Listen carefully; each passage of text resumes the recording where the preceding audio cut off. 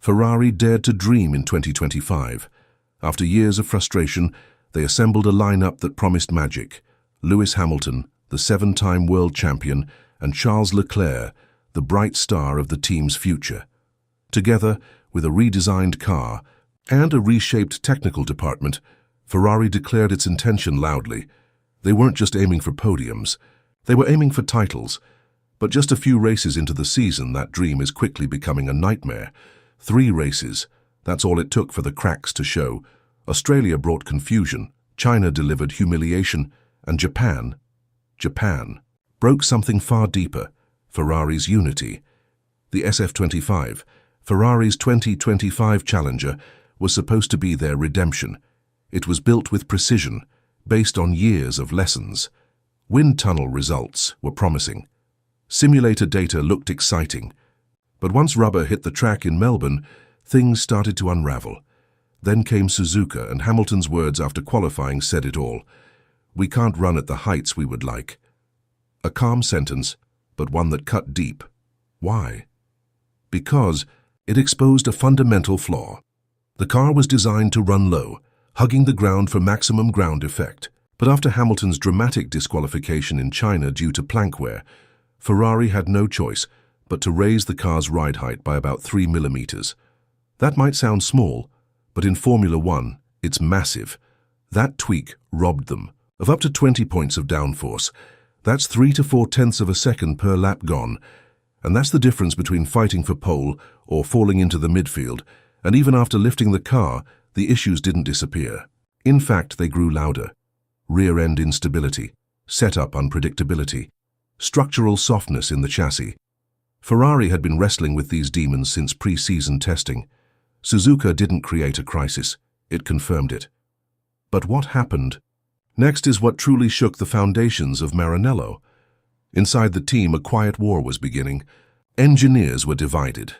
A new floor had been developed, carefully modeled, tested, and expected to debut later in Miami.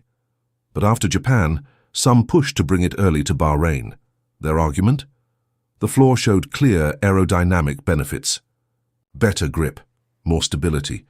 Hard data supported it. "Let's run it now," they said. But technical director Loic Serra and team principal Frédéric Vasseur weren't so sure. Their fear. The problem isn't just in the aerodynamics, it's in the car's balance, its soul. Adding a new floor might not fix that. Worse, it could make things murkier, harder to analyze, harder to control. And so, a decision was made. Before Bahrain, Ferrari would test both versions. Hamilton would try the updated floor. The reserve driver, filling in for Leclerc in FP1, would use the original. That way the data could speak. But behind this technical test lay something far more serious. Ferrari didn't know what direction it was heading anymore. The chaos wasn't limited to the garage. It had reached the drivers too. Leclerc, once the team's calm center, finally cracked after Suzuka. In a closed-door meeting, he said what many feared: "Enough, I'm going my own way." According to reports, this wasn't emotion, it was intention. Leclerc was done playing by a technical rulebook that didn't suit his driving style, especially when it felt like Hamilton's preferences were taking priority. So, he made a bold decision. From now on, he would take charge of his own car's development path, and just like that, Ferrari's driver unity shattered. Leclerc and Hamilton, once seen as a dream team, now stood on opposite ends of a silent divide. Leclerc had reason to feel justified. Despite Ferrari's struggles, he had regularly outqualified and outraced Hamilton. At Suzuka, he said, I had a perfect weekend. I couldn't have done more. But 4th place was all he got. That frustration pushed him to reset everything. "I'm going to Sakir with a very different vision," he said. "I have a clear direction for my style, and I hope it works." Meanwhile, Hamilton kept his tone measured, but the disappointment was clear. "I didn't have more than that pace," he said after Japan. "I was struggling with the rear." He openly admitted that even with better qualifying, Mercedes probably would have passed him. He didn't need to say more, the reality was obvious. He was frustrated too. Now Ferrari isn't just running one car. It's running 2 philosophies, 2 approaches, 2 beliefs. And in a sport where every fraction of a second matters, that split can be deadly. But there's more. Politics has entered the picture. Hamilton, though new to Ferrari, has quickly become the loudest voice in technical meetings. His history, his titles, his experience, they carry weight. Vasseur knows him well, having worked with him in junior categories, and he trusts him, perhaps too much. That's where Leclerc's frustration began. It's no secret that Hamilton helped shape Mercedes during their dominant years. From 2019 to 2021, he worked side by side with engineers like Serra to build unbeatable cars. At Ferrari, he hoped to do the same, but this time he didn't walk into a winning machine. He walked into a battlefield.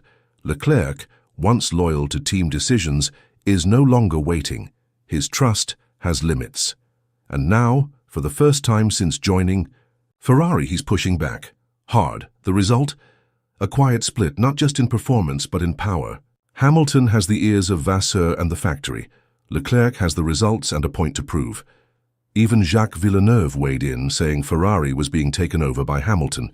It's a dramatic statement, but not without weight. Hamilton's arrival has changed the team's center of gravity, whether he meant to or not. Now all eyes turn to Bahrain. What was once just another race is now a test of survival.